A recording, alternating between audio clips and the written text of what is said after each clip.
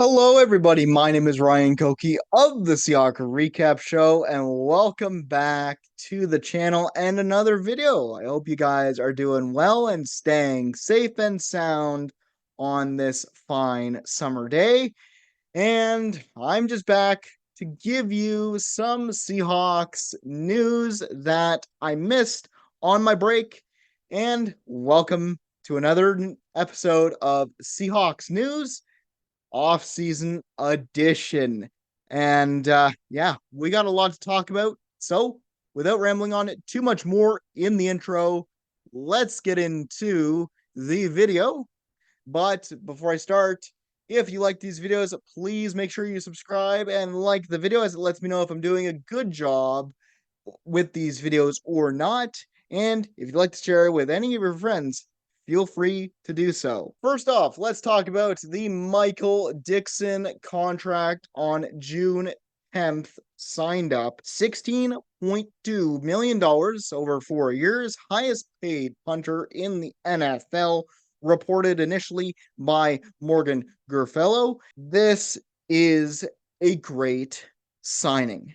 Let me just say, I love this signing. I love Michael Dixon as a member of the Seattle Seahawks from 2018 all the way onwards to now. And I think he is the best punter that we have had since the John Ryan days.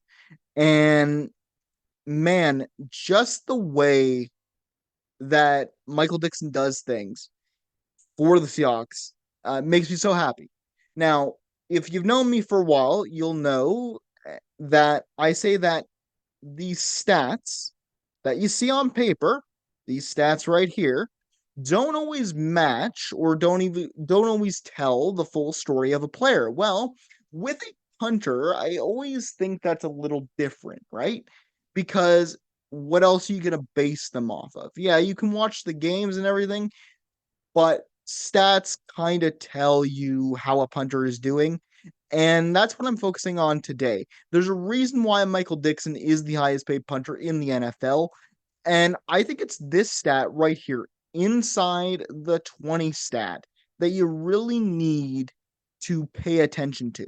Because what that means, for those of you who don't know, is whenever the Seahawks get in a position where they need to punt because they didn't reach their goal on third down, they call on Michael Dixon to kick the ball deep to the other team.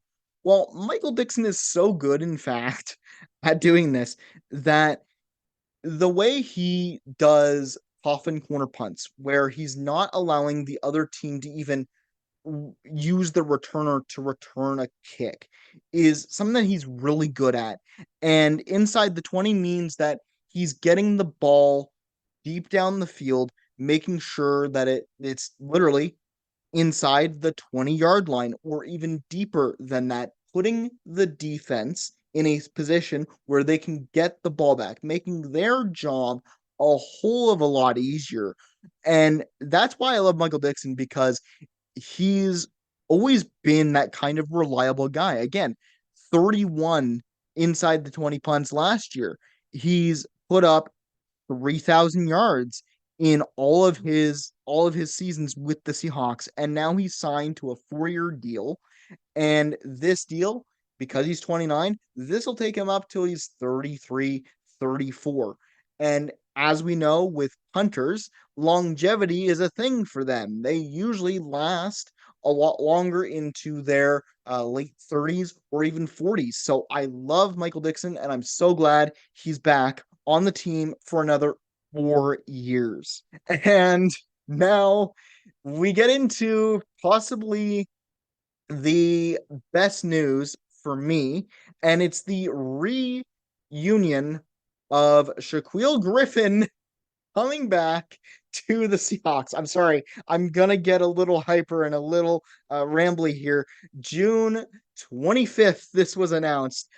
$3 million for 1 year, reported by Jordan Schultz. 2017 third round draft pick, 90th overall in that year's draft. He's now 30 years old, and I gotta say, I've been a Seahawks for anyone new here. I've been a Seahawks fan since 2012, 2013. That's when I started to watch and pay attention to the Seahawks. I didn't actually start watching them religiously until just recently, but uh, every time Griffin was on the field with his brother Shaquem, who is now retired from the NFL, um, I love them together.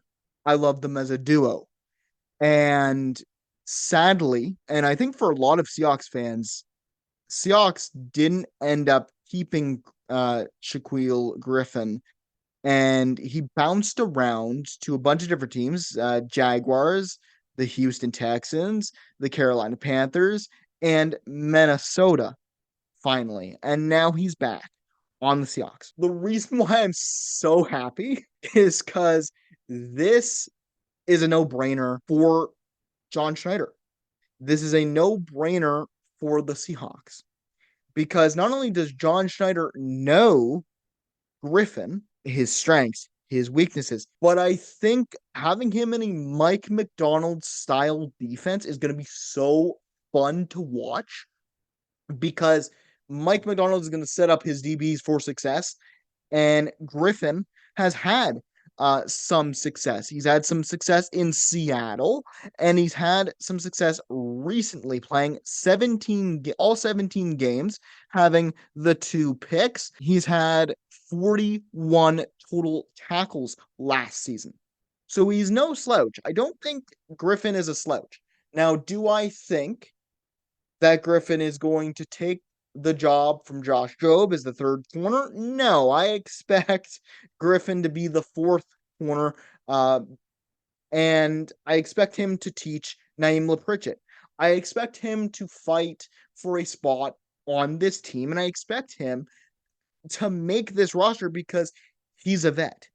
He's a vet with a lot of good skills. And again, I am biased because I like this guy, but I think his time in Seattle was cut short. They didn't pick him up, and I'm so happy he's back.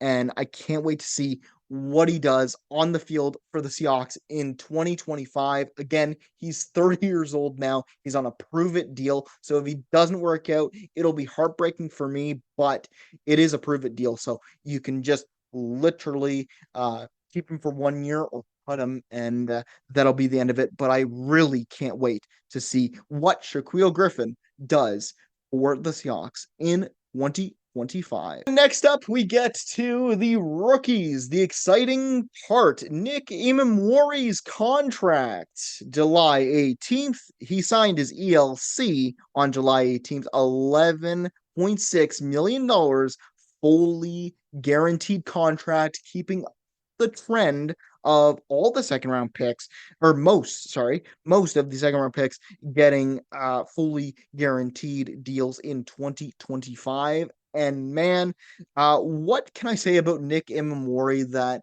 I haven't already said numerous times? Again, I don't watch college football.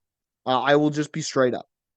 But the reason why I'm excited about this guy is these stats right here. Let's look at his total combined tackles from his 3 years at South Carolina: 85, 71, 88. 2 interceptions last year. Now, for a safety, getting that many tackles reminds me of a guy that the Seahawks had in the past, of Cam Chancellor. Now, I know that is a lofty sentence. That is a huge praise. I don't think he'll get up to Cam Chancellor's level, but he's a freak athlete. Seahawks fans, myself included, are really hyped about this guy. And again, what does Mike McDonald like to do? What did we see last year? Oh, yeah, he likes running 3 safety sets, 1 in the box, 2 outside. Nick Imamori reminds me a lot of a Kyle Hamilton type, a wrecking ball. And I think that's what's going to happen. I think that's where Mike McDonald's going to put this guy, because I know it says he was a second round pick, 35th overall in this year's draft. But I I always look at second round picks up till the 40 mark as first round pick. I count the first round picks till pick 40. And I think this guy is going to just be a freak of nature. He's only 21, and I can't wait to see what he does on the field, because if he lives up to the expectations that or not the expectations but the hype, if he is living up to this hype and he puts up his kind of college numbers in the NFL, I will be happier than anything to cheer for this man. Speaking of cheering for this man, our last rookie that needed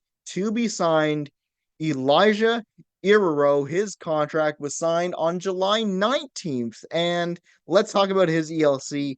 $8.8 million for 4 years, 6.8 million of that contract is guaranteed. That was reported by Adam Schefter, and he was the second round pick of this year's draft, 50th overall. He's 22 years old, and I'm looking at this.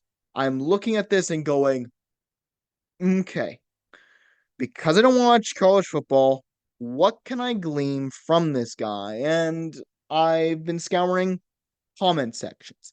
I've been scouring other YouTube pages about this guy, and a lot of people who are Miami Hurricanes fans are saying you're getting a good one.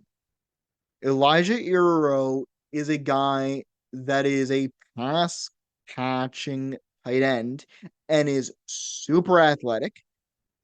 And you know who he reminds me of a little bit? Well, he reminds me of the guy that just got released on the 20th, Noah Fant.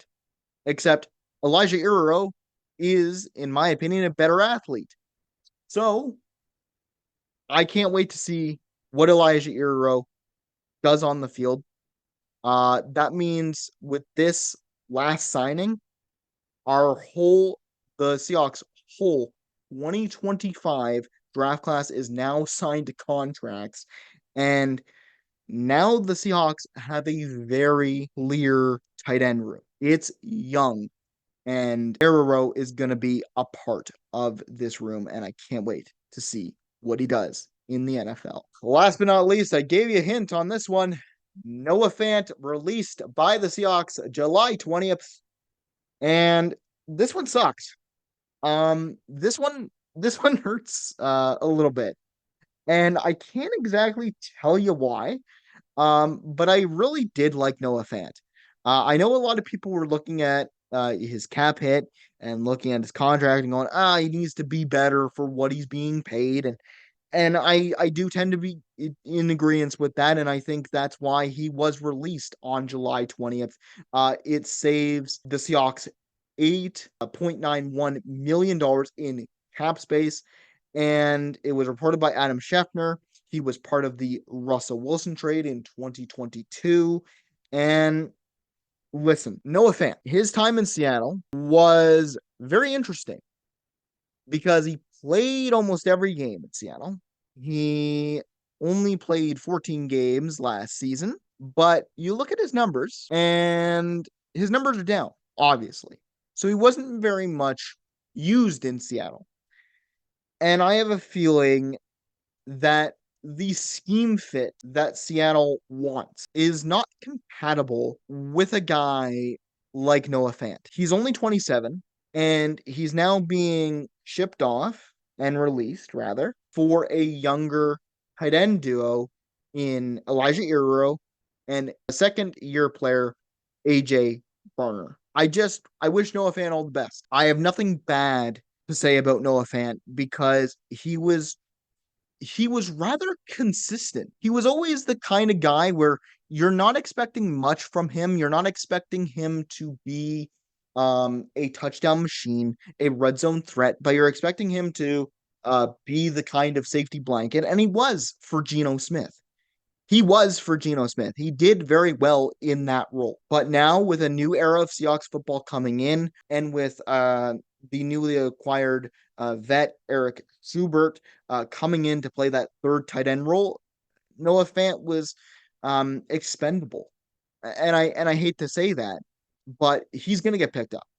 I have no doubt in my mind that Noah Fant will get picked up somewhere.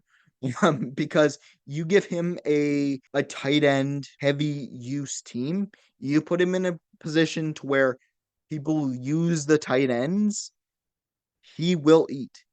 He will be a fantastic player for you. I don't know. I'm not paid by the Seahawks or any organization in the NFL to make those decisions, but I hope that Noah Fant gets a new job and gets to continue playing in the NFL because he's still good. He's relatively young, and can't wait to see what happens with him on his new team. But, anyways, guys, that is it for this video. Hope you guys enjoyed it. If you did, please leave a like and subscribe as we are trying to reach 100 subscribers by the end of the year. And let me know your thoughts in the comments section down below. What do you think about the signings? Are you as happy with the Shaquille Griffin reunion as I am? Because I don't think anyone's more ecstatic about that signing than I am, truthfully. But take care of yourselves. The Hawks go. And I will see you in the next video. Have a good day.